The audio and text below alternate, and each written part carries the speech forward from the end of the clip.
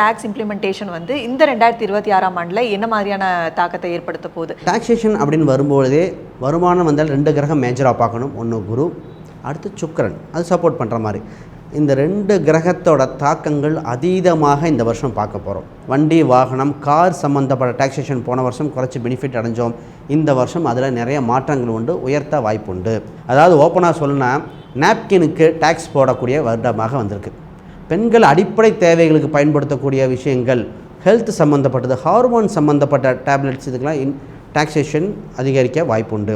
ஆனால் உயிர்காக்கும் மருந்துக்கு டாக்ஸேஷன் இந்த வருஷம் எதுவும் மாற்றம் ஏற்படல. டெக்ஸ்டைல் டெக்னாலஜி அதில் 4-5 செக்டராக பிரிக்க போகிறாங்க.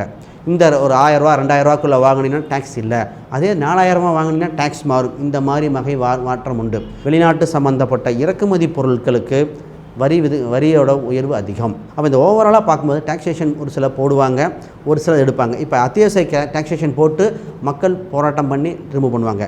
சூரியன்னா கோதுமை சம்மந்தப்பட்ட பொருட்கள், அதிலிருந்து வர பை ப்ராடக்ட் அனைத்துக்கும் டாக்ஸேஷன் இல்லை. ஆனால் சந்திரன் அரிசி சம்மந்தப்பட்டது, பால் சம்மந்தப்பட்ட இந்த மாதிரி பொருட்கள்லாம் மறைமுக டாக்ஸேஷன் வரும். பால்லாம் டைரெக்டாக பால் வர மாட்டாங்க, பாலிலிருந்து உபரி சம்மந்தப்பட்ட பொருட்கள். அப்போ டாக்ஸேஷன் இந்த வருடம் மிக குழப்பமான காலகட்டமாக இருக்கிறது நிச்சயமாக சொல்லலாம்.